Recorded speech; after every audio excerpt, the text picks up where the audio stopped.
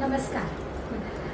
आज आपण दशक 17व्यातला 9वा समास पाहणार आहोत. पण बऱ्याच दिवसांनी बसल्यामुळे थोडंसं आधी काय झालं ते सांगते. या दशकामध्ये आपण निरनिराळे विषय पाहिले होते, ज्याच्यामध्ये शब्दच काय ओळखीचे आहेत आपल्या. प्रकृती पुरुष, शिवशक्ती, देह आत्मा. तर या सगळ्या शब्दांनी आपल्याला या एकंदर सगळं जे काही विश्व आहे, ज्याला सृष्टी आपण म्हणतो, किंवा आपण पिंड आणि ब्रह्मांड असा शब्द वापरतो, तर याच्यातून आपल्याला अर्थ कळतो. पिंड म्हटलं की याच्यामध्ये देह आहे, तर देह आपल्याला कळतो, स्थूल देह कळतो. पण हा स्थूल देह चालवणारी आत काहीतरी एक शक्ती आहे. आपण एखादा माणूस गेला असं म्हणतो तेव्हा त्याचं देह काम करत नाही. पण देह काम करत नाही का करत नाही, तर त्याच्यामधली जी असणारी आत्मतत्व किंवा ज्याला स्वरूप म्हणतो तेही गेलेलं असतं ना. पण ते जात नाही, ते निर्गुण निराकार आहे. मग ते गेलं म्हणजे काय झालं, असे प्रश्न आपल्या मनासमोर पडतात. त्याचं उत्तर आपण गेल्या अनेक समासात पाहतोय की ते दुसरा देह धारण करून पुन्हा ते जे स्वरूप आहे, म्हणजे आपलं जे खरं मी म्हणून ज्याला म्हणतो ते मी दुसरा देह धारण करतो. अशा प्रकारचा विचार आपण अनेक समासांमध्ये पाहत होतो. मागच्या समासामध्ये आपण स्थूल देहाची आणि सूक्ष्म देहाची वगैरे काही 50 तत्व पाहिली की ती सगळी 50 तत्व आहेत ती जड आहे. ती सगळी बाजूला केली की जे स्वरूप आहे ते स्वरूप म्हणजे माझं खरं रूप आहे. अशा प्रकारचा विचार आपण अनेक समासात केला. त्याला जोडून आणखीन एक केलं ज्याला अजपा म्हणतो. जसं आपण आता दरवेळेस ओंकार घेतो, श्वासाला लक्ष केंद्रित करा असं म्हणतो. तर जन्माला आल्यापासून आपला श्वास चालू आहे. तो जो श्वास चालू आहे तो अखेरपर्यंत चालू राहणार आहे. त्याच्यासाठी आपल्याला की वेगळे परिश्रम करावे लागत नाही. ते सगळं सहज जन्मापासून आलेलं, त्यामुळे ते सहज होतं. या श्वासाचा संत मंडळींनी आपल्याला एक अशी जोडणी करून निर्णय दिलाय. ते म्हणतात श्वासागणिक तुम्ही नाम घ्या. म्हणजे नाम कसं आलं पाहिजे, तर नाम आपोआप आलं पाहिजे, सहज आलं पाहिजे. जसा श्वास आपण आपोआप घेतो तसं नाम आपलं आलं पाहिजे. म्हणून मग त्याचा हिशोब सांगितला की किती 24 तासामध्ये 21,600 वेळा आपण श्वास घेतो आणि सोडतो. इतक्या गणी त्याला अजपा असं म्हणतात. तर तोही शब्द आपल्याला आता माहिती झाला की जप कसा, तर काही माळ घ्यायची आणि पहिला 13 माळ झाल्या नाही तर बेरुमळी बघायचा अजून किती कधी संपताय असलं की करायची आवश्यकता आहे. श्वासाकडे नाम घ्यायचं.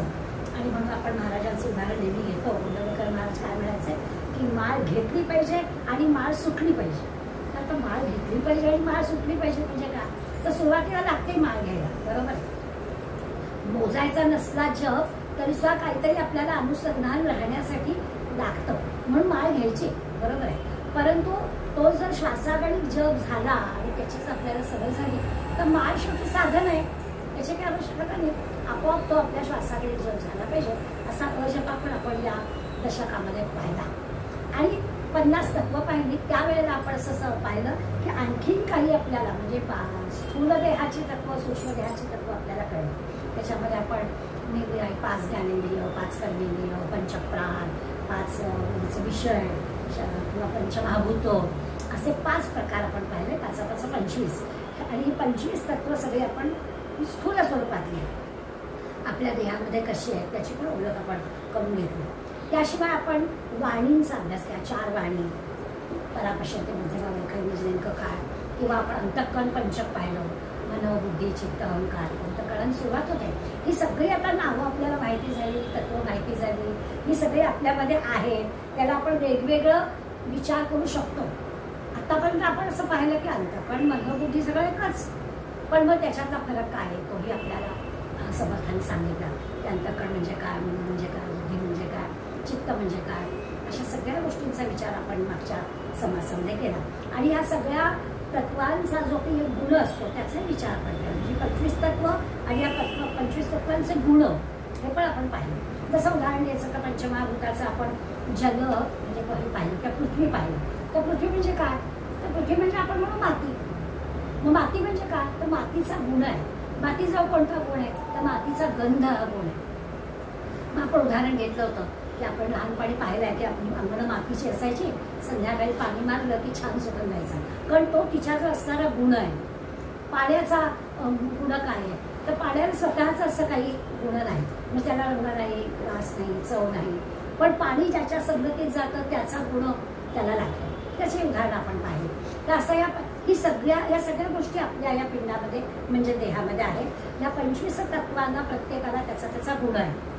जसं आपण म्हणतो ना की वासनांचा जो देह आहे, म्हणजे 4 देह, आज आपल्याला त्याच्या सविस्तर पाहायचं आहे की 4 देह आहे. तो स्थूल देह आपल्याला कळला, सूक्ष्म देह जो आहे तो आपला वासनांचा आहे. वासना म्हणजे इच्छा किंवा आपल्या जवळ अशा आपण राग, लोभ या सगळ्या गोष्टी वासनेमध्ये येतात. कोणाबद्दल आपल्याला प्रेम वाटतं, कोणाबद्दल द्वेष वाटतो, हे सगळं त्या वासनांमध्ये येतं. त्या वासनांचा पण एक प्रत्येकाचा काही गुण असतो.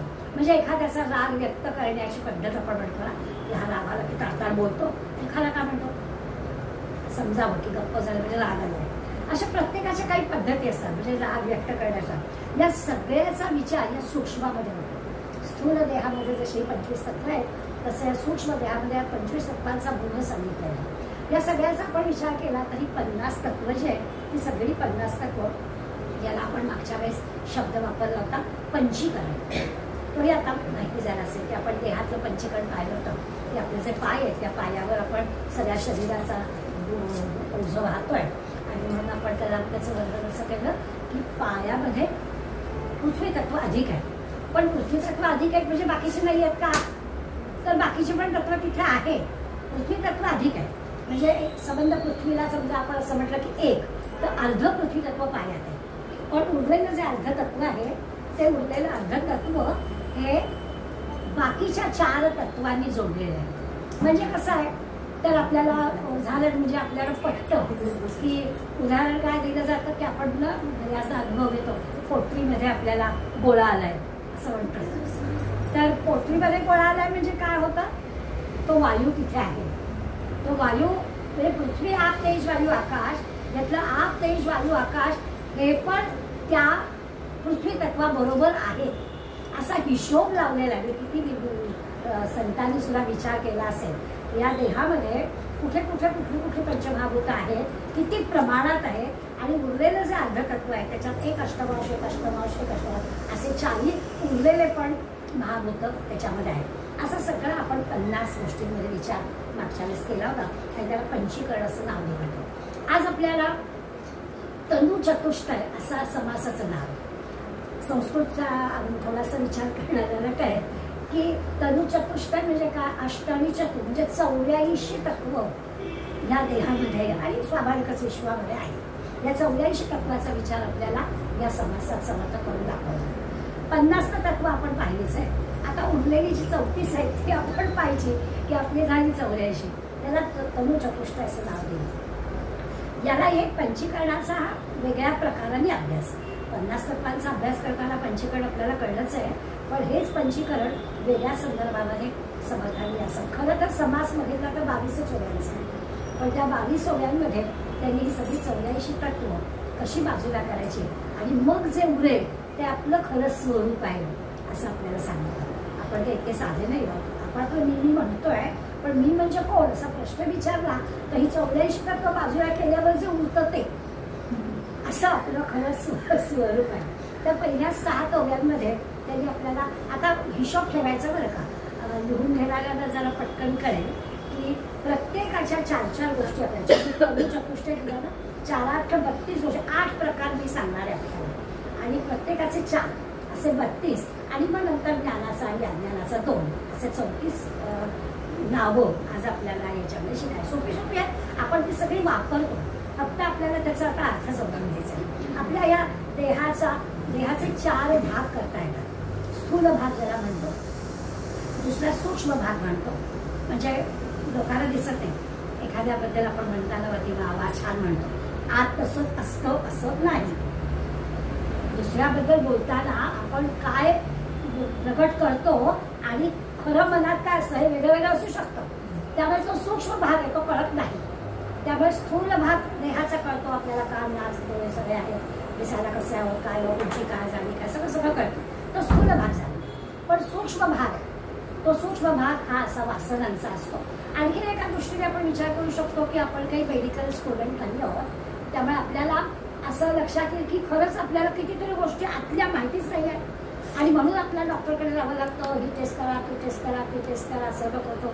तर सूक्ष्म काय आहे ते आपल्याला कळतं. हे देहाचा स्थूल भाग एक गोष्ट झाली, सूक्ष्म भाग दुसरी गोष्ट आहे की जी आपल्याला दिसत नाही आहे, पण ती पण आहे. तिसरंच आहे ते कारण देह असं त्याला म्हणतात.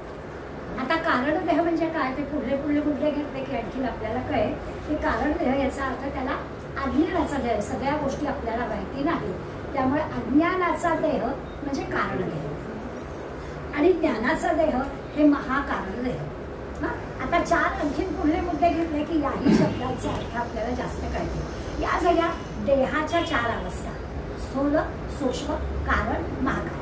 स्थूल देह कळतो, सूक्ष्म देह आपल्याला सांगितलं, कारण अज्ञानाचा देह आणि महाकारण ज्ञानाचा देह. आता पुढली जी गोष्ट आहे त्याच्यातून हे आणखी शब्द चांगले कळतील असं म्हटलं की आपल्या देहाच्या चार अवस्था आहेत. तर चार अवस्था म्हणजे काय, आता आपण सगळे जागे होतो त्याला जागृत अवस्था असं आपण म्हणतो.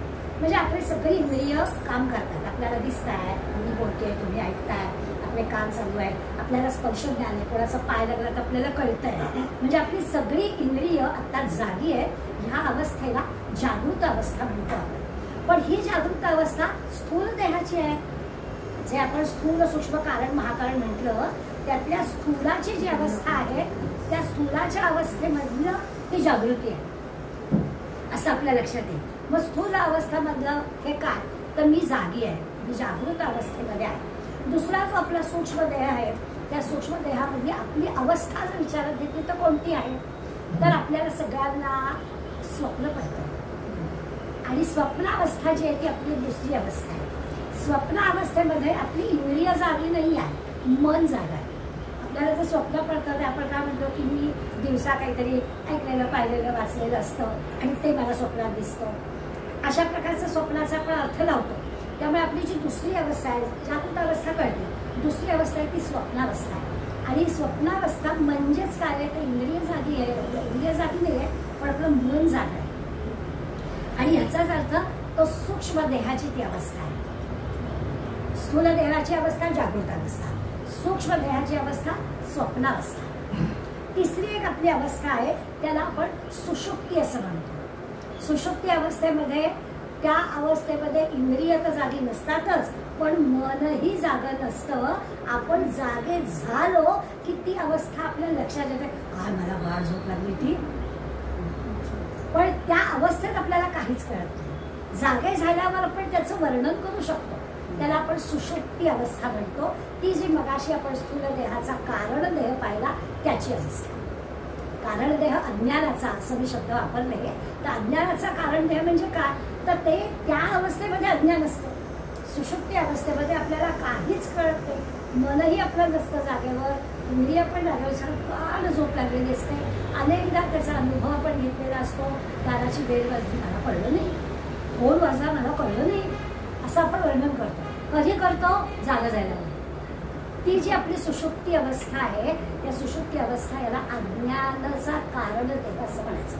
तो अज्ञानाचा देह आहे त्याला कारण देह म्हणायचं. आणखीन एक चौथी अवस्था आपली आहे जी आपली नाही म्हणायचं आता, कारण ती संतांची आहे, आपण असून त्या अवस्थेला पोचलो नाही, त्याला तुर्यावस्था म्हणायचं. ही जी तुर्यावस्था आहे, मग अशी चार देह जे आपण त्यातला महाकारण देह असं आपण म्हणतो, त्या महाकारण देहाची तुर्यावस्था आहे. ह्या तुर्यावस्थेमध्ये इंद्रिय जागी असतात पण ती सगळी जोडलेली असतात, अनुसंधान भगवंताशी असतात, जागे असतात, इंद्रिय झोपलेली नाही आहेत. म्हणजे आपण जेव्हा योगासनामध्ये शवासनाचे प्रयोग घेतला तुम्ही तेव्हा तुम्हाला अनुभव येतो, लोक झोपतात. आता लोक झोपतात म्हणजे काय होतं, कारण स्वाभाविकच आहे ना की शांतता, काहीतरी एक विशेष अनुसंधान दिलेलं असतं, काहीतरी आपली कॉमेंट्री चालू असते आणि त्याच्यामध्ये सगळी इंद्रिय शांत होऊन जातात. ह्या अवस्थेला तुर्यावस्था नाही म्हणता येत. तुर्या अवस्थेमध्ये आपण जागे असतो पण त्या ओंकाराशी आपण अनुसंधान जोडलेलं असतं, मन जागं असतं, इंद्रिय जागी असतात. हा ज्ञानाचा देह म्हणजे महाकारण देह. मग अशी मी बोलताना असं म्हटलं की चार देहामधला स्थूल आणि सूक्ष्म देह आपल्याला कळतो, कारण आणि महाकारण देह आपल्याला पुढे पुढे भाग येतील तेव्हा अधिक कळतील. तो कारण देह आपल्याला कळला की सुषुप्ती अवस्था तो अज्ञानाचा आहे, त्या सुषुप्ती अवस्थेत आपल्याला काही कळत नाही. आणि महाकारण देह जो आहे तो ज्ञानाचा आहे, सगळी इंद्रिय जागी आहे, मन आपलं जागा आहे परंतु आपलं अनुसंधान जोडलेलं आहे, त्याला महाकारण देह म्हणायचं. या देहाची आपली महाकारण आणि स्वाभाविकच तुर्य अवस्था आहे.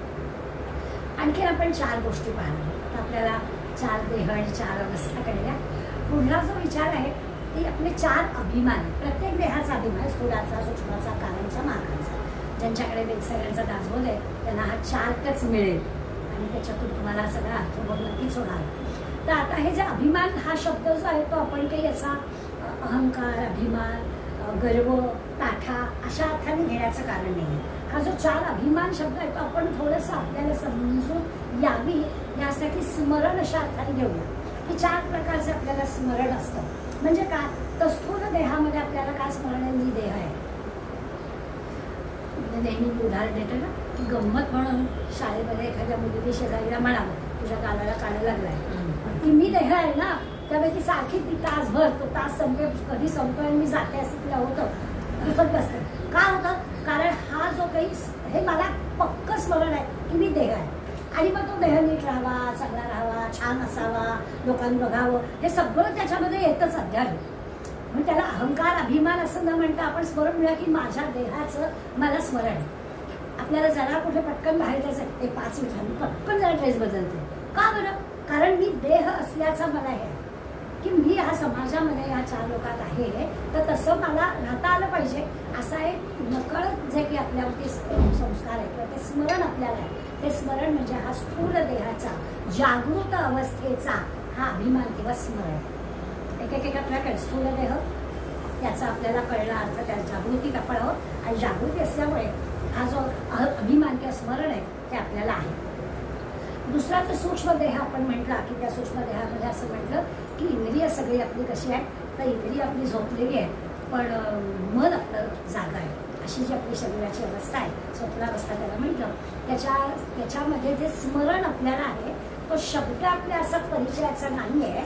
आपण आत्ता पुन्हा लक्षात ठेवायचा की अशा या स्वप्नावस्थेमध्ये ज्या वेळेला सगळी इंद्रिय आपली झोपली आहे, मन आपलं जागा आहे, अशा स्वप्नावस्थेमध्ये आपल्या देहाबद्दल काय असतं, तर त्या अवस्थेला किंवा त्या अभिमानाला किंवा त्या स्मरणाला तैजस असं नाव. म्हणजे काय, तर या तैजसेचा अर्थ आहे की मन जागा आहे ना, त्या मन जागा असल्यामुळे त्याचं स्मरण आपल्याला असतं. स्थूल देहामध्ये स्मरण कसलं असतं, तर मी देह आहे. आता आपलं फक्त मन जागा आहे, त्यामुळे देहाबद्दलचा आपला जो विचार नाही आहे, परंतु मनाबद्दलचा आपला विचार आहे. तेज शब्द आपल्याला कळतो. तेज म्हणजे काय, तर आपण अमक्या जवळ अमका माणूस सॉलिड तेज आहे म्हणजे पटकन एखादी गोष्ट त्याला कळलं. आता इंद्रिय जागी नाही आहे, पण इंद्रिय जागी नसली तरी मन जागा आहे आणि मन जागा असल्यामुळे आपण आपल्याला सूक्ष्म देहात असल्याने ही जी आपली शक्ती आहे ती आपल्याजवळ आहे. म्हणून त्याला म्हणायचं मन जागा असल्यामुळे ती जी आपली तो जो आपलं स्मरण आहे. आता मी देह आहे हे स्मरण नाही आहे कारण आपण स्वप्नात आहोत, अवस्था आपली स्वप्नाची आहे, पण एक प्रकारचं तेज आपल्याला आहे. मालिकचं आपण त्याचा चिंतन केलं तर आपल्याला कळेल. बऱ्याचदा असं होतं की जागं झाल्यावर आपल्याला ते स्वप्न सगळंच्या सगळं आठवतं किंवा काहीच आठवतं. आपण एखाद्याला आठवतोच नाही पण काहीतरी स्वप्न पडलं, किंवा कधी कधी आपण म्हणतो मला भीतीदायक स्वप्न पडलं किंवा खूपच आनंददायक स्वप्न पडलं. हे सगळं जे आहे ते आपल्या मनाच्या वृत्तीवरती असतं. त्याला तेजस म्हणायचं की आपण कसे विचार करतो आणि त्या विचाराप्रमाणे स्वप्नावस्थेमध्ये या सूक्ष्म देहामध्ये आपलं मन विचार करतं. मग तेज तेज म्हणजे काय, तर आपण चांगले विचार करत असतो तर स्वप्नात सुद्धा आपल्याला चांगलेच विचार करतो. बऱ्याचदा आपण आता मानसशास्त्राचा अभ्यास करणारे लोक सांगतात की रात्री आपण काहीतरी दूरदर्शनवरच्या बघत झोपलो तर आपल्या मनावर काय परिणाम होतील, किंवा खरंच नामजप करत आपण झोपलो आणि शांत झोप लागली, रामरक्षा म्हणत आपल्याला झोप लागली, सकाळी उठताना ऑटोमॅटिक आपण जप करतोच मनातल्या मनात, आपोआप श्रीराम निळांनी जाग येते आपल्याला, लगेच कानामध्ये ते शब्द येतातच. हे जे आहे याला म्हणायचं सूक्ष्म देहाच्या या स्वप्नावस्थेमधलं हे जे स्मरण आहे त्याला म्हणायचं तैजस. कदाचित डिक्शनरीमध्ये शब्द मिळणार नाही म्हणून एवढं स्पष्टीकरण दिलं. तिसरा जो आपला सुषुप्ती अवस्थेतला आहे, मगाशी आपण पाहिलं की तिथे गाढ निद्रा असते, म्हणजे देहाची आपल्याला मन इंद्रिय कशातच हे सगळं झोपलेले असतात. ही जी काही आपली हे जे काही स्मरण आहे त्याला प्राज्ञ म्हणतात. प्रज्ञा शब्द आपल्याला कळतो. या ठिकाणी आता आपल्याला महाकारण देहाकडे जायचं आहे ना, त्यामुळे आता आपली प्रगती चालली. नुसतंच आपल्याला मी देह आहे जाणीव, मग हे तेज म्हणजे मी चांगल्या गोष्टी केल्या तर चांगली जाणीव. आता पुढे आणखी असं आहे की खरोखरच हा जो काही अज्ञानाचा म्हणजे कारण देह ज्याला म्हणतोय की आता इंद्रिय मन काहीच नाही आहे जागो, सुषुप्ती अवस्थेत नंतर आपल्याला कळतात सगळ्या गोष्टी. असा आपण अनुभव आहे आपल्याला सुषुप्ती अवस्थेतला. त्या याला जे स्मरण असतं, आता स्मरण कुठे आहे? मनाला नाही, कारण मन पण नाही आहे तिथे, इंद्रियांचा काही संबंध नाही. मग स्मरण कुठे आहे? आता स्वरूपाकडे जातोय ना आपण, त्या स्वरूपाकडे जाण्याच्या आता मार्गाला गेलोय म्हणून त्याला शब्द वापरलाय त्यांनी प्राज्ञ, की कुठेतरी बारीकशा स्वरूपाचं स्मरण फक्त आता तिथे अजून कळलेलं नाही आहे. स्वरूप म्हणजे काय ती पण पोचलेलं नाही आहे. आणि मग ती जशी बघाशी तुझ्या अवस्था आपण म्हटलं की अनुसंधान, देह आहे, इंद्रिय सगळी जागी आहे, मन जागा आहे, पण अनुसंधान ते दुसरं कुठलेच विचार मनामध्ये येत नाही, त्याला आपण तुर्यावस्था म्हटलं. या तुर्यावस्थेमधला जो काही स्मरणाचा भाग आहे म्हणजे 4 अभिमान ज्याला म्हटलं, त्या तुर्यावस्थेतील भागाला म्हणायचं की मी म्हणजे अंतरात्मा. माझं खरं स्वरूप काय आहे? तर मी म्हणजे काही माझं निरानिमळे PhD आणखीन काय वगैरे वगैरे काहीच नाही. मग मी म्हणजे काय आहे? तर मी म्हणजे असणारं माझं स्वरूप अंतरात्मा जो आहे, तो अंतरात्मा म्हणजे ही या 4 अभिमानामधली महाकारण ज्ञानाच्या देहाच्या तुर्यावस्थेतील परिस्थिती आहे. असं 4 प्रकार झाले. 4 झाले, 4 देह झाले, 4 अवस्था झाल्या आणि 4 अभिमान झाले. आणखीन पुन्हा 4 गोष्टी असे आहेत, या प्रत्येकाचं एक एक स्थान आहे बरं का. म्हणजे प्रत्येक इंद्रियाचा जसा विषय आहे तसा आपल्याला ह्या देहासंबंधी विचार करतो तर स्थूल देहाचा, तर स्थूल देहाचा विचार करताना सगळ्यात महत्त्वाचं काम आपली डोळे करतात. नेत्र हे त्याचं त्या 4 स्थानाला स्थूल देहाचं स्थान काय तर नेत्र. म्हणून कधी कधी म्हणलं ज्याला दिसत नाही ना तो म्हणतो दिसलं पाहिजे, बाकी काही परवडलं नाही, एक वेळा ऐकून यायला तरी चालेल पण दिसलं पाहिजे. असं का माणूस म्हणतो पण दिसण्यावर सगळं आपलं अवलंबून. स्थूल देहाच्या गोष्टी आपल्याला नेत्राशिवाय काहीच करता येते. म्हणून ह्या संबंध मी देह आहे याला जर आपण कधी विश्वशब्द वापरला तर याचं स्थान काय तर नेत्र. म्हणून 4 स्थानाचा विचार केला तर स्थूल देहामधल्या जागृती अवस्थेमध्ये ही जी काही स्मरण ज्याला म्हणतोय त्या सगळ्याचं स्मरण व्हायला आपल्याला नेत्राची आवश्यकता असते, डोळे पाहिजे. तैजस ज्याला आपण म्हटलं म्हणजे सूक्ष्म देहाचा विचार केला तिथे आपल्याला कंठस्थान म्हटलं की कंठस्थान ही त्या अवस्थेतलं स्थान आहे. तिसरी जे अज्ञानाचं देह म्हणतात की मन इंद्रिय सगळी सुप्त आहे अशा ठिकाणी हृदयाचं स्थान म्हणतात. आणि चौथं जे आहे ते आपलं टाळूचं स्थान आहे. अशा 4 जागी दिल्या. आता जसं आपण परापश्यंती मध्यभागी म्हटलं तशी ही स्थान आहे की डोळे आहेत, कंठ आहे, हृदय आहे आणि टाळू आहे. या 4 ठिकाणी हळूहळू प्रगती होते आणि खऱ्या अर्थाने आपण ज्याला ब्रह्म किंवा आत्मा म्हणतो किंवा आत्मज्ञान झालेल्या संतांचं वर्णन करतो त्याची काय अवस्था असते किंवा त्याचं काय स्थान काय असतं तो ह्या सगळ्या बाकीच्या गोष्टी रमतच नाही. त्याला जर आत्मज्ञान प्राप्त झालं की त्याला बाकी काही नकोच असतं. राहतो तो तुमच्या आमच्यासारखा ह्याच जगामध्ये, पण तरी आत्मज्ञान प्राप्त झालेला माणूस कसा असतो. आणखीन एक 5वा प्रकार तरी आपल्याला सांगितलं की आपल्या या प्रत्येक गोष्टी म्हणजे स्थूल देहाचे काही भोग आहेत. स्वाभाविकच स्थूल देहाचे जे 4 भोग आहेत त्याचा विचार केला तर आपल्याला कळेल म्हणजे सूक्ष्माच्या ह्याच्यामधला वेगवेगळा आहे. स्वप्नाचा कसला भोग असतात तसं पाहायला गेलं तर पण तोही असतो. स्थूल नसेल पण देहाचे स्थूल भोग आपल्याला कळतात. सूक्ष्मातल्या स्वप्नावस्थेचे भोग कसे कळणार पण त्याला शब्द वापरला प्रविमुक्त. त्या मिश्रांच्या दासबोधामध्ये ते शब्द दिसते. समर्थांच्या सगळ्या वाङ्मयामधल्या ह्या अशा शब्दांची एक डिक्शनरी केली. किती लोक अभ्यास करतात हे कळण्यासाठी फक्त सांगते की आपण आपलं काही दिलेलं आहे ते पुढे मांडतोय. पण अभ्यास करणारी मंडळी किती करतात की केवळ शब्दांचे अर्थ सांगणारी वेगळी डिक्शनरी समर्थ वाङ्मयाची लोकांनी केलेली आहे. तर त्याच्यामध्ये आपल्याला सगळे शब्द मिळतात. तर त्याच्यातरी प्रविभक्त हा सूक्ष्म देहाचा त्यांनी म्हटलं की स्वप्नामध्ये आपल्याला भोग नसतो परंतु एक जे काही मनामध्ये जागेपणी केलेलं असतं त्याचा भोग म्हणजे मनी दिसे ते स्वप्नी वसे असं आपण म्हणून वापरतो. ते काय आहे तर जे मनात असतं कधी कधी असं होतं की मनात असतं प्रत्यक्ष आपल्याला मिळालेलं नसतं त्याचा आनंद आपण स्वप्नात घेतो की आता काही बाबा मला नाही जमला हिमालयात जायला आता वयस्कर झालं की नाही झेपायचं, मग मनानेच कैलासला जाऊन यायचं. असं करायचं. तर जे ते काय ते स्वप्नामध्ये आहे, स्वप्नामध्ये मग त्याचं स्वप्न पडलं की मनात सारखं विचार केला जायचं होतं कैलासला, पण आता वय असं आहे की आता नाही बाबा जमणार. असं आपण आपल्या मनाला पटवलं, मग काय तर स्वप्नामध्ये त्याचा भोग घेता येतो. त्याला प्रविभक्त असं म्हणायचं. सूक्ष्म देहामधला हा भोग आहे. अज्ञानाचा जो आहे तो म्हणजे एका अर्थाने आनंदमय भोग आहे, ज्याच्यामध्ये मन इंद्रिय काही नाही, सुषुप्ती अवस्था आहे. त्या अवस्थेमध्ये पण हे 4 भोग आहेत. प्रत्येक देहाला, स्थूल देहाला भोग आहेत, ते आपण काही वर्णन करायची गरज नाही, आपल्याला माहिती आहे. सूक्ष्म देहाचा भोग आता मी आपल्याला सांगितला. कारण देहाचा भोग काय, तर कारण देहामध्ये मन इंद्रिय नाहीच आहेत ना जागेवर. सुषुप्ती अवस्था आहे, गाढ निद्रा आहे. अशा अवस्थेमध्ये भोग काय, तर तो जो भोग आहे तो परब्रह्म. खरोखरच त्या वेळेला आपण आपल्यामध्ये नसतोच, थोडासा अगदी अनुभव असतो, थोड्या काळाचा अनुभव असतो, पण तो परब्रह्माचा आनंदमय भोग या अशा 3ऱ्या कारण देहामध्ये आपल्याला मिळतो.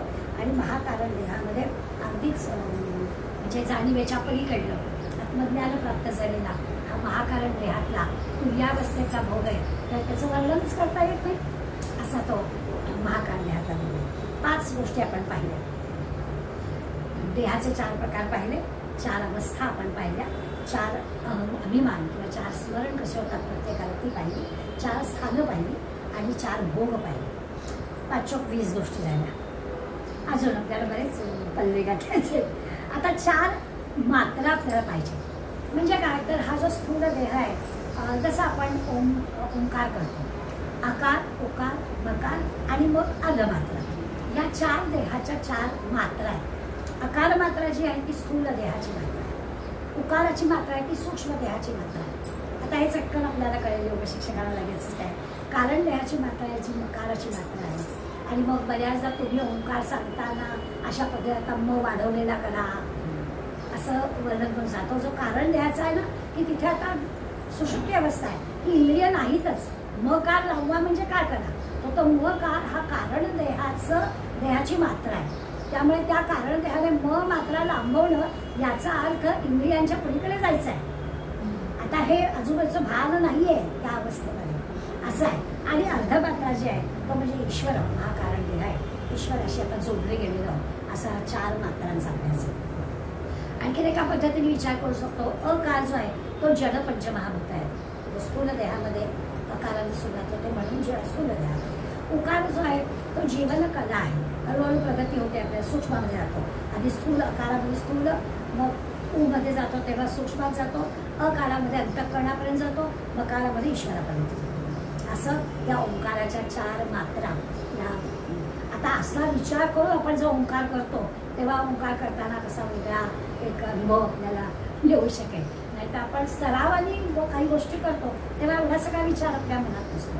पण स्थूल देहामध्ये हळूहळू हळूहळू अ संपला, ऊचा उच्चार झाला की स्थूल देहाचं भान गेलं पाहिजे. ऊ नंतर म पर्यंत गेलो की सूक्ष्म देह पण विसरला पाहिजे. म मध्ये गेलो की कारण देह पण गेला पाहिजे, अंतःकरणाच्या पण पलीकडे आणि ईश्वरापर्यंत पोहोचलं पाहिजे. नुसत्या एका ओंकाराच्या उच्चारामध्ये अशा सगळ्या अवस्थांच्या पलीकडे आपल्याला जाता येऊ शकतो. असं 4 मात्रा त्यांनी आपल्याला सांगितल्या. 7वा जो प्रकार आहे तो आपल्याला त्याची 4 गुण सांगितले. आता सत्वराच्या तम तर आपल्याला माहिती आहे. आणि 4था जो गुण आहे तो गुणातीत होणं आहे, ज्याच्या पलीकडे जायचं आहे. मग प्रत्येकाचं काय, तर स्थूल देहाला तमोगुण प्रिय असतो, हा आपल्याला अनुभव आहे. स्थूल देह जो आहे पटकन पाणी जसं उताराकडे जातं तसं आपल्याला आपण तमोगुणाकडे पटकन जातो. आता आपण एका विशिष्ट वयाची मंडळी सगळी आहोत तरी देखील हा अनुभव आपल्याला येईल. आपल्याला एखादी गोष्ट खायची नाही आहे तरी सुद्धा आपल्याला असं वाटतं थोडं हरकत नाही. ते जे काही थोडं हरकत नाही आपण तो आपला स्थूल देहाचा तमोगुण आहे. स्थूल देहाचा आहे कारण की ती जी अवस्था आहे तमोगुणाची ती होतेच ते, त्याला काही पर्यायच नाही. ते काही चुकीचं वागतोय असं नाही, तो स्थूल देहाचा गुण आहे असं म्हणायला हवं. 4 गुणातला स्थूल देहाचा गुण तमोगुण आहे. फक्त खाण्याच्या बाबतीत चटकन कळतं म्हणून उदाहरण दिलं, सर्व बाबतीत तसं आहे. मी गमतीनं नेहमी म्हणते की मला जर फोन आला गडकरीचा आणि मैत्रिणीचा की गडकरीला छान नाटक आहे मेरा, 2 तिकीटं माझ्याकडे येतेच का, तर मला कितीही महत्त्वाचं काम असलं तरी मी म्हणते मैत्रिणी फोन केला जायला पाहिजे नाही का. तर मी लगेच काय करते, हे काय मला यूट्यूबवर नंतर मिळेल ऐकायला, जाऊया पर्याय असतो ना माझ्याजवळ, कारण तमोगुण स्थूल देहाचा तमोगुण आहे, त्यामुळे तो तमोगुणाचा स्वाभाविकच हे असतो आणि त्यामुळे आपण ते काम करतो. पुन्हा जो आपला सूक्ष्म देहाचा गुण आहे तो रजोगुण. रजोगुण आपल्याला सगळ्यांना मॅक्झिमम मंडळी रजोगुणी असतात, त्यामुळे रजोगुण पण आपल्याला कळतो.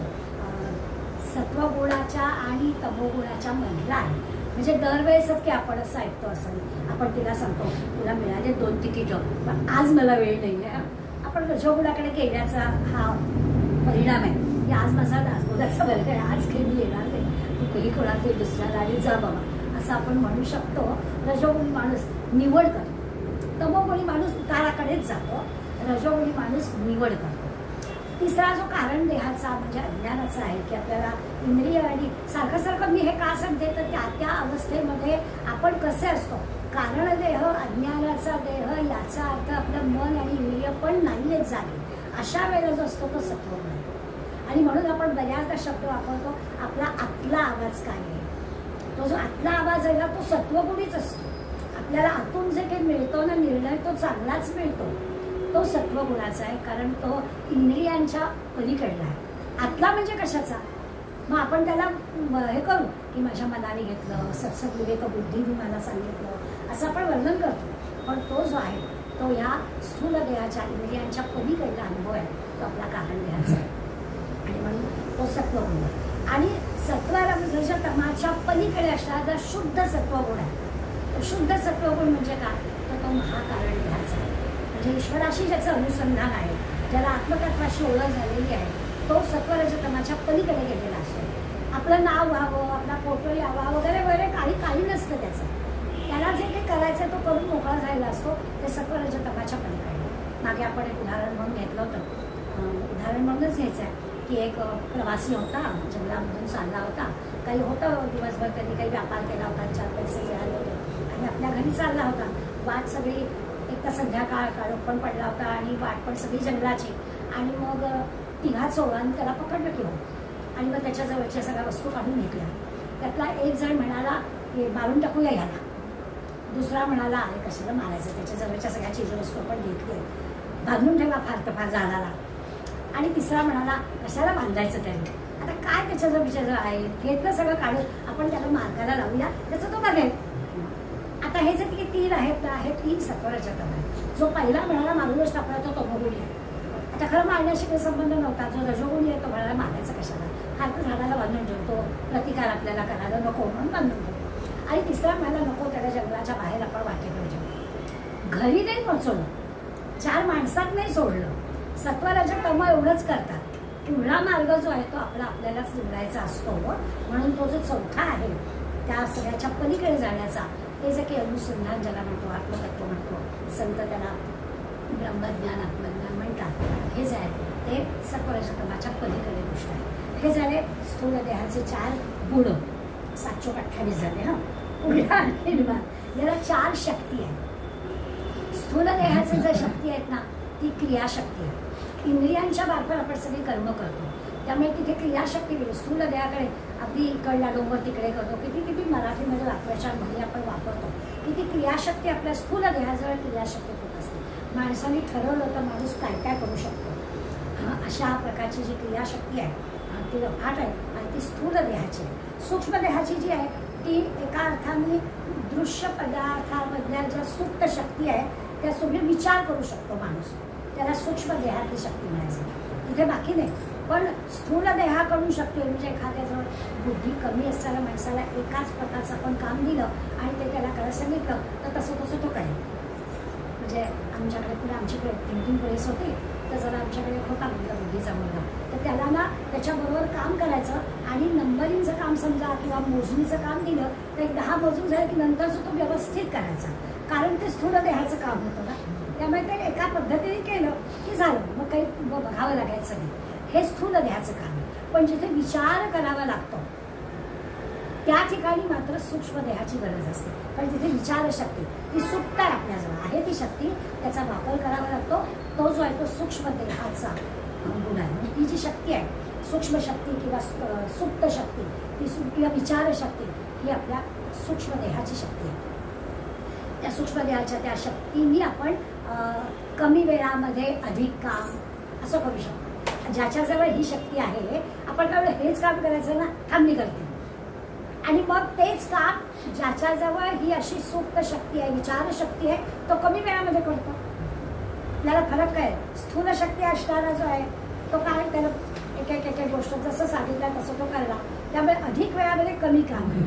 ज्याच्याजवळ विचार शक्ती आहे तो कमी वेळामध्ये अधिक काम करतो, असा फरक पडतो. तिसरं जे आपलं कारण ज्याला म्हटलं आहे, आता मन इंद्रिय सगळे सुटत आहेत बरं का, अशा ठिकाणी सुद्धा एक शक्ती आहे, त्याला म्हणायचं इच्छाशक्ती. होईल की नाही माहिती नाही, वासनाला ताजं ठेवणारी शक्ती आहे. आपल्या मनामध्ये निरनिराळ्या ज्या वासना येतात, कल्पना असतात, इच्छा असतात, हे करावं ते करावं. मला खरं सायन्सला जायचं होतं, पण मी आर्ट्सला गेले, तेव्हाची परिस्थिती तशी होती. पण मग नंतर मी सायन्सला गेले.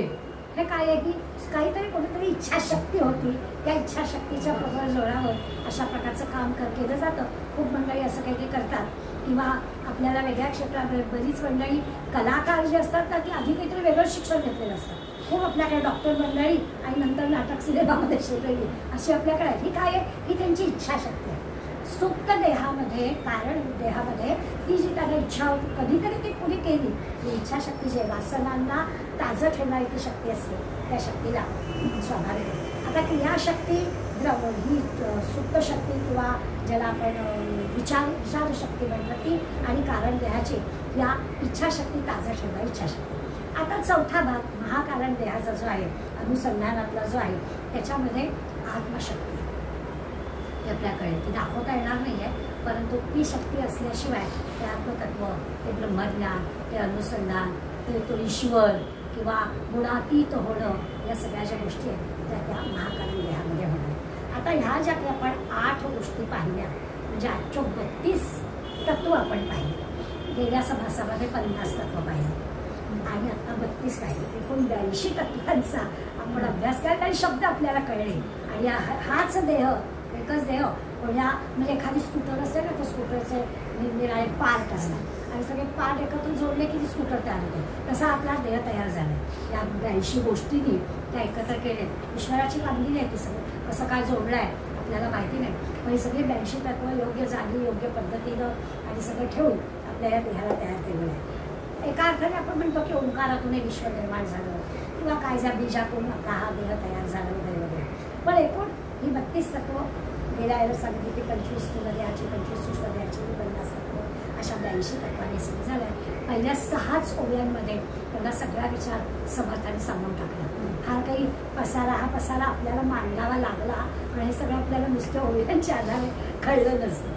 पुढल्या 7 ते 11 ओव्यांमध्ये त्यांनी सांगितलं ही सगळी जी तत्वांनी आपल्याला सांगितली ही कायम टिकणारी नाही. त्याला शब्द वापरला माईक. हे सगळं बदलणार असतं. आणि बदलतं कसं, जसं आपण सूक्ष्म देहाच्या गोष्टी पाहिल्या की राग, लोभ, शरीर असतात, पण आपण त्याच्यावर कंट्रोल करू शकतो किंवा वाढवू शकतो. म्हणून ते म्हणतात की हे कायम टिकणार नाही. कुठल्याही या 82 तत्वातला आपण एखादा गुण मनाशी विचार करायला घ्यायचा आणि ठरवायचं. म्हणजे अगदी जो आत्मज्ञानापर्यंत गेलेला आहे तो सुद्धा खाली येतो ना. हो, एवढी केलेली असते साधना, आणि त्या साधनेतून सुद्धा काहीतरी होतं आणि पुन्हा गाडी खाली घसरते की, असं पण उदाहरण आहे. त्या 82च्या 82 तत्वांचा अशा पद्धतीने जर आपण विचार केला तर ही सगळी तत्व बदलणारी आहे. माईक शब्द वापरतो. माईक आहे, मायेत अडकणारी आहे. दृश्य ह्या जगामध्ये असं पाहायला गेलं त्या सगळ्या 82 तत्वांना फार सगळं सांभाळावं, ह्याच्या पलीकडे जायचं आहे ना आपल्याला. खरं आपलं स्वरूप गाठायला या सगळ्या 82 तत्वांना आपल्याला बाजूला करायचं. आणि मग प्रत्येक ह्या 82 स्टेशनवर आपली गाडी जशी थांबायला लागली नव्हतं होणार. म्हणून ते आपल्याला असं आहे की आपल्याला ज्ञानाने हे अज्ञान नाहीसं करायचं. छानपैकी दोन्ही हाताने शेवाळ सगळं बाजूला करायचं आहे आणि छान उंजळीत स्वच्छ पाणी घ्यायचं आहे. ही 82 तत्व आपल्याला बाजूला करायचे. आत्मज्ञान प्राप्त होणं म्हणजे या 82 तत्वांना बाजूला करणं. याला वेगळे शब्द वापरले. हे साक्षीपणाचं ज्ञान आहे. नाही काही काही शब्द असतात ना सोपे असतात, असं काही नाही आहे की आपल्याला कळत नाही. आणि लगेच साक्षी शब्द आला ना की पटकन सूर्याची आठवण करायची, म्हणजे आपल्याला लगेच अर्थ कळतो. तो सूर्य रोज येतो की नाही, तो सूर्य या सबंध विश्वाचा साक्षी आहे. त्याच्या साक्षीनं इथे सगळ्या गोष्टी घडत असतात, पण तो त्याच्यात नसतो. चांगल्या गोष्टी तो घडवतोय असंही तो करत नाही, वाईट गोष्टी तो थांबवतोय असंही तो करत नाही. तो साक्षी म्हणून तिथे आहे. तसं ते सांगतात की आपण साक्षी पद्धतीनं या 82 तत्वांकडे पाहायचं. आपल्याला वेगळं करायचं ना या 82 तत्वातून. मग आपण तो सूर्य जसा वेगळा आहे तसं या सगळ्या 82 तत्वातून आपण स्वतःला वेगळं ठेवायचं. साक्षीपणानं म्हणजे ज्ञानानं आपण अज्ञान ओळखायचं आणि बाजूला करायचं. असं सगळं या सगळ्या देहाचा म्हणजे 82 तत्वाचा विलास आपण करू शकलो तर एका अर्थाने ज्ञानाचा आणि अज्ञानाचा दोन्हीचा निराश होईल. म्हणजे 2 आणखीन तत्व वाढली, 84 झाली अशी कल्पना करायची. आता ही पिंडाची कल्पना केली, 84 तत्व या देहाची या पिंडाची म्हटलं की तशीच्या तशी ब्रह्मांडाची कल्पना करता येते. नावं फक्त त्याला त्यांनी वेगळी दिली. ब्रह्मांडाची कल्पना केली तर जसं आपण देहाला स्थूल देह म्हटलं तसं दृश्य विश्व म्हणायचं. जे दिसतं आहे ते दृश्य विश्व म्हणजे आपला स्थूल देह. पिंडाला आपण स्थूल देह म्हटलं, दिसायला याला दृश्य विश्व म्हणायचं किंवा विराट म्हणायचं. विराट म्हणजे खूप भव्य शांत म्हणून दृश्य विश्व म्हणायचं. आपल्याला जसं मन सूक्ष्म देहाला आपण म्हटलं की इंद्रिय झोपलेली असतात पण मन जाग असतं, तसं या विश्वाला पण एक मन असतं. विश्वाचं पण एक मन आहे. विश्वाला जसं हे स्थूल दृश्य रूप आहे तसं विश्वाचं मन पण आहे. त्याला एक शब्द वापरला, लक्षात ठेवण्यापुरता ठेवायचा, हिरण्यगर्भ. हिरण्यगर्भ म्हणजे विश्वाचं मन. खरं तर सूर्याला पण हा शब्द वापरला जातो, पण इथे तरी विश्व मनाला किंवा जसं आपला देहाच्या सूक्ष्म याला आपण म्हणतो मन, हे मन फक्त जागा असतं बाकी नाही, तसं विश्वाचं मन जागा असतं, त्याला हिरण्यगर्भ असं म्हणतो.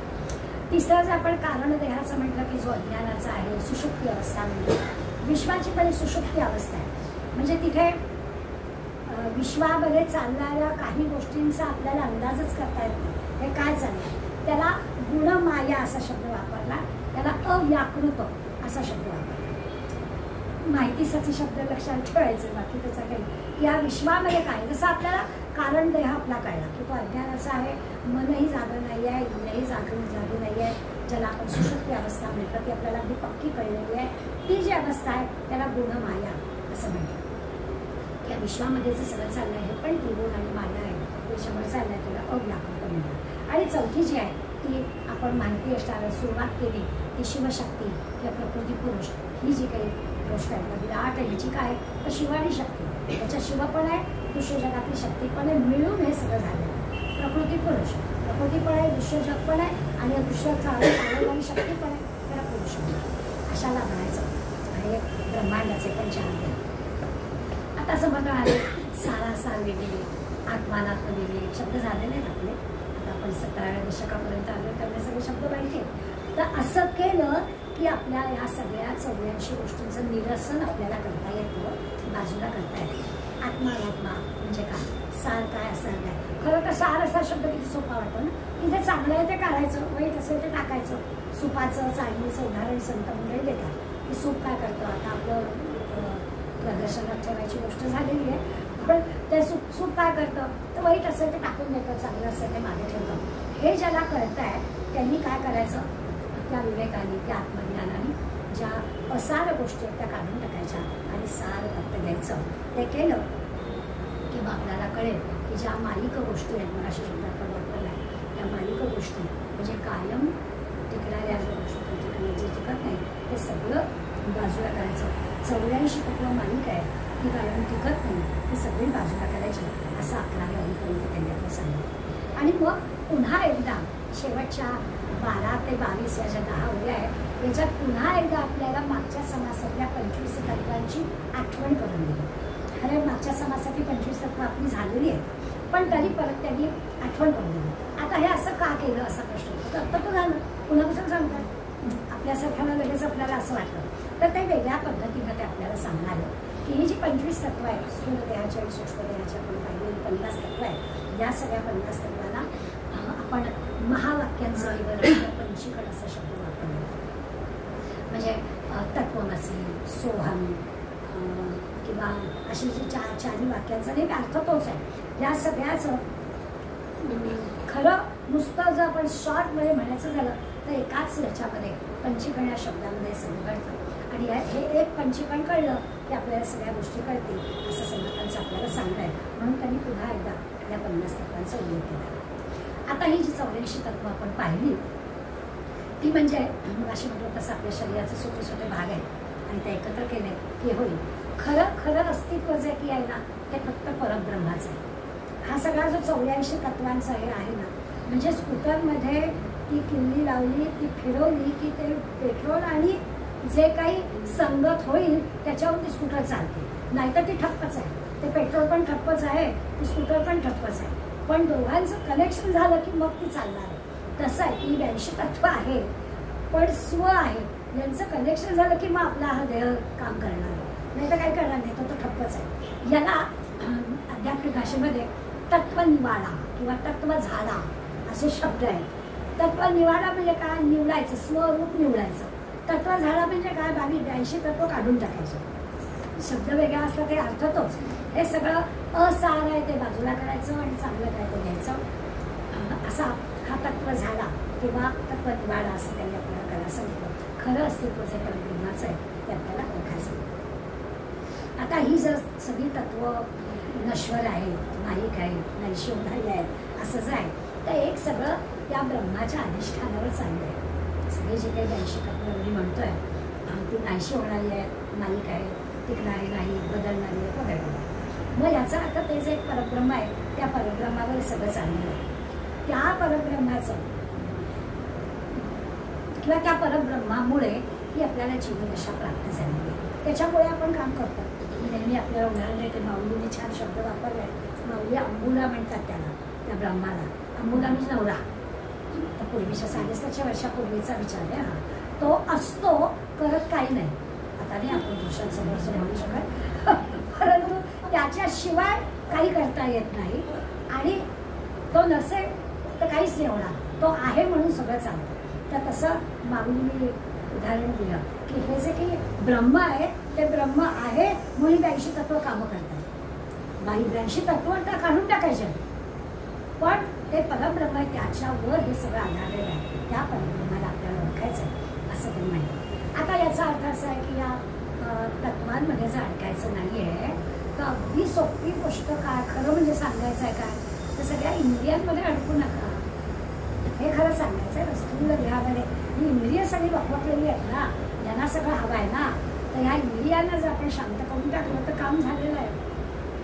अगदी 11 इंद्रिय, या सगळ्या 5 ज्ञानेंद्रिय, 5 कर्मेंद्रिय आणि मन, या 11 इंद्रियांना जर आपण बाजूला करू शकलो तर सगळं सोपं आहे. त्यामुळे मूळ स्वरूपाशी जायला अडकाठी जर असेल तर या 11 इंद्रियांची 82 तत्व बाजूला तत्व झाला करायचा आहे.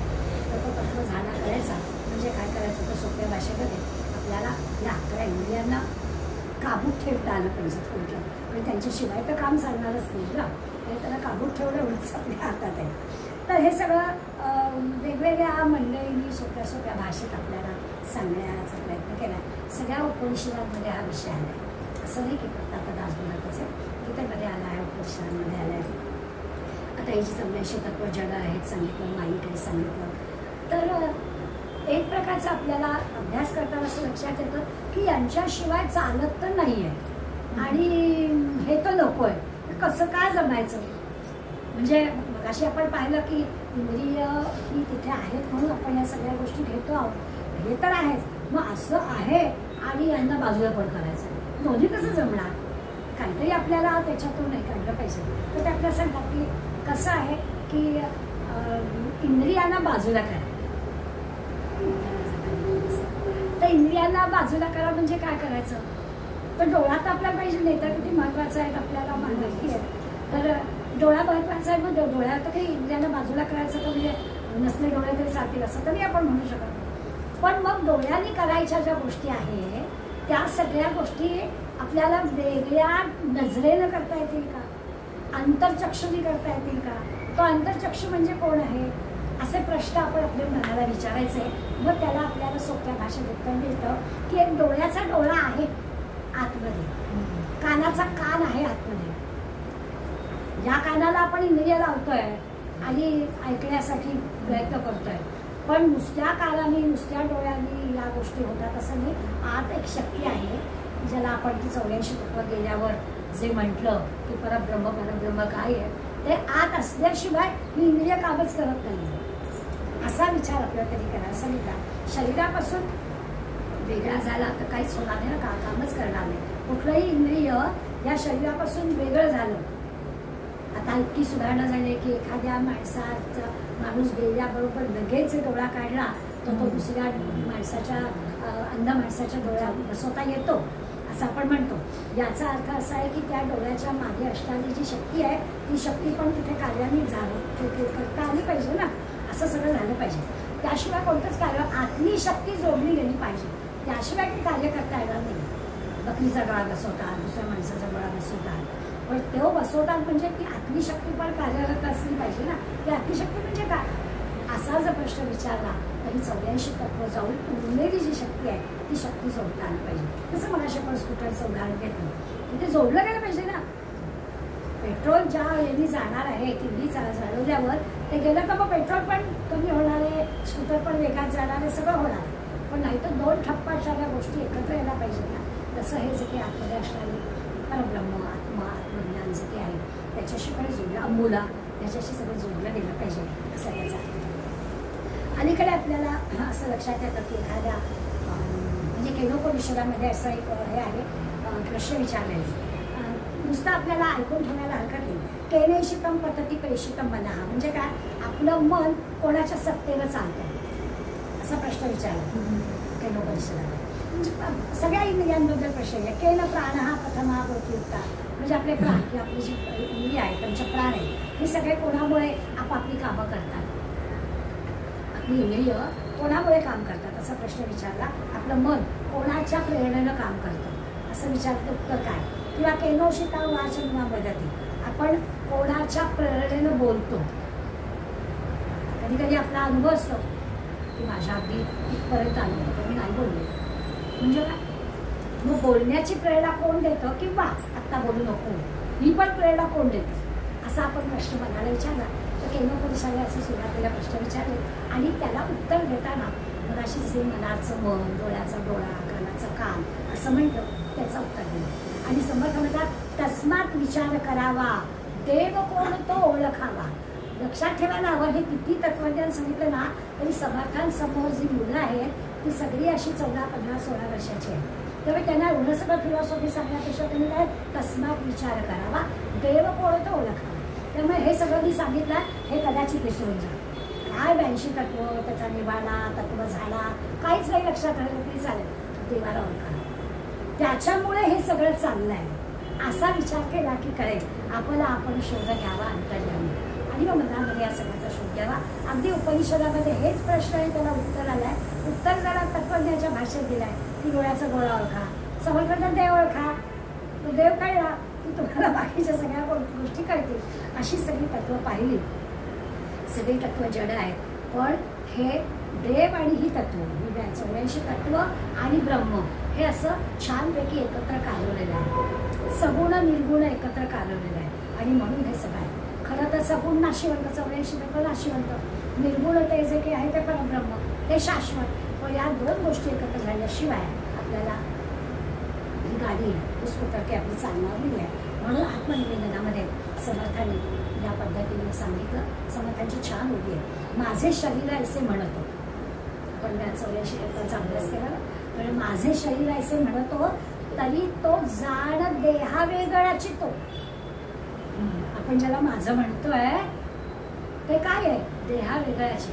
आपण बऱ्याचदा बघा जे बोलताना माझा मित्र वेगळा आहे की नाही, माझं घर वेगळं आहे की नाही, माझा कान वेगळा आहे की नाही, माझा डोळा वेगळा आहे की मी म्हणजे काय. तर मी हे काहीच बसत नाही. कुठल्याच व्याख्यात मी म्हणजे काय बसत नाही. फक्त स्वतःकडे केलेल्या गोष्टीचं कर्तृत्व घेताना मी केलं असं म्हणतो, त्याला काही अर्थ नाहीये. त्यामुळे म्हणतात आपण माझं मन, माझी आई, माझे बाबा, माझं घर, माझं पुस्तक, माझ्या वस्तू हे जसं माझं माझं माझं सगळं करतो तसं मी आणि शरीर आणि हे सगळं मीपासून वेगळं आहे. माझं शरीर पण माझं मी नाही. मी म्हणजे काय असा प्रश्न विचारला की आपल्याला अगदी मन सुद्धा माझं मन म्हणतं, तरी माझं मी नाहीच, मी म्हणजे मन नाहीच. अशा सगळ्या गोष्टी आपल्याला आपोआप बाजूला करता येतील. हे सगळं विचार करायला लागलं तर असं करतो की अरे आपण जसं प्रत्यक्ष करतोच, तो एकदा देव ओळखला की समर्थ म्हणतात की आपलं काम झालं. पंचभूतांचा विनाश करायचा म्हणजे काय करायचं, तर आता ते काही सांगायला नको आहे की आपण या शरीरामधलं जसं की आपली पृथ्वी, हा तेज, वायू, आकाश आहे, या सगळ्याला ते म्हणजे माझं स्वरूप नाही. यापूर्वी आपण पाचवी गोष्ट पाहिली. प्रत्येक तत्वाचा एक समास आपण अभ्यास आहे, त्यामुळे त्याही वेळेला या सगळ्या गोष्टी झाल्या. त्या पंचमहाभूतांचा पासून किंवा स्थूल देह, सूक्ष्म देह, आपण आता सगळ्या ज्या काही 832 गोष्टी पाहिल्या, त्या सगळ्या 32 गोष्टी कशा माहीत आहेत याचं वर्णन केलं. प्रत्येक गोष्टीमध्ये पंचमहाभूत आहेत असं पण आपण पाहिलं. म्हणजे ही 82 तत्व फक्त आपण देहाचा किंवा पिंडाचा आणि ब्रह्मांडाचा विचार करतो तेवढ्या गोष्टी नाही, तर प्रत्येक चराचरातल्या प्रत्येक गोष्टी, या सगळ्या गोष्टी असं पण पाहिलं. जसं आपण लाकडाचं मी उदाहरण घेतो की लाकूड आहे असं वाटतं की अरे म्हणजे ह्याच्यात सगळं पृथ्वी तत्व, पण नाही. पंचीकरणाचा विचार जो आपण करतो आहोत त्याच्यात आपलं लक्षात की लाकडात सुद्धा आप, तेज, वायू, आकाश आहे. पाण्यामध्ये सुद्धा पाणी जसं आपतत्व तसं उरलेली 4 तत्व त्याच्यामध्ये आहे. असं सगळं आपण यापूर्वी पण पाहिलं. त्या 82 तत्व ही कशी मालिक आहे आणि कसं ती बाजूला करता येणं शक्य आहे, ते मोठं फार कठीण गोष्ट आहे असं नाही. जसं कसं इंद्रियांच्या म्हणजे इंद्रियांचे विषय कसे बदली होतात त्याचाच आपण विचार केला. म्हणजे गंमत पण आहे, पण आपण अनुभव घेतो की लहानपणी ऐकून कदाचित प्रयत्न पण केला नाही, पण आपली रामरक्षा सुद्धा पाठ झाली. आपल्या पिढीबद्दलच बोलतो मी, पण रामरक्षा पाठ झाली असं पण म्हणतो. काही प्रयत्न केलेले नव्हते, पण कानावर पडून मोठ्या घरातल्या मोठ्या माणसाने म्हणतो. थोडं मोठं झालं, तरुण झालं, त्यावर काही प्रयत्न केला नाही, पण सिने संगीत पाठ करायला लागलं. दूरदर्शनाच्या कुठल्या जरा म्युझिक थोडंसं लागलं की पूर्वी सगळी आपल्या गाणं पाठ असायचं किंवा माहिती असायचं. तर हे जसं इंद्रिया आपली कशी बदली होतात, इंद्रिया वासनाने की इच्छा कशा असतात किंवा त्याप्रमाणे आपल्यामध्ये बदल होत आहे आपण अनुभवतो. हे सगळ्या टप्प्यावरती आपल्या लक्षात येतं. कुठल्या गोष्टींचं कुठल्या वयामध्ये आकर्षण असतं आणि त्या आकर्षणाप्रमाणे आपल्या गोष्टी होतात. आता या वयाला विरक्तपण येणं ही गोष्ट पण स्वाभाविकच आहे असं आपल्याला वाटतं, पण या वेळेला का होईल अशा 82 तत्वाचं आपल्याला बाजूला करता आली तर पुष्कळ चांगलं आहे. त्याला तत्व झाला आपल्याला करायला हरकत नाही. श्वासावर आधारित असणारी सोहम साधना समाधान आपल्याला करायचं मिळते. आज पुन्हा एकदा आपण ओंकाराचा विचार केलाच, त्यामुळे त्याच्याबरोबर आपल्या लक्षात येईल. आणि या साधनेच्या द्वारा समाधान तनु चतुष्ट आहे, या 84 तत्व या देहामध्ये कशी आहे ही तत्व आपल्याला सांगितली. ही सगळीच्या सगळी आपल्याला सहजपणाने बाजूला करता यावी असंही त्यांनी आपल्याला सांगितलं. आणि ते जे की ब्रह्म आहे आत्मज्ञान आहे ते ओळखायला सांगितलं. याच्या असं अगदी म्हणजे कधी कधी असं खूप सांगायचं आणि मला हे सगळं विसरून जातं.